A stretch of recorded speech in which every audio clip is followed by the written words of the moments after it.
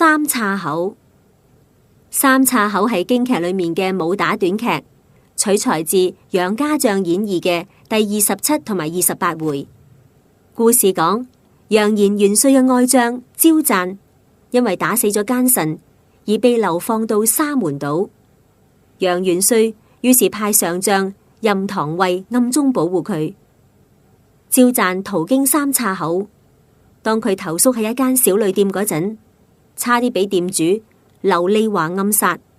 好彩任堂衛及時趕到，為咗保護焦贊，兩個人就喺伸手不見五指嘅黑暗環境下展開咗一場激烈打鬥。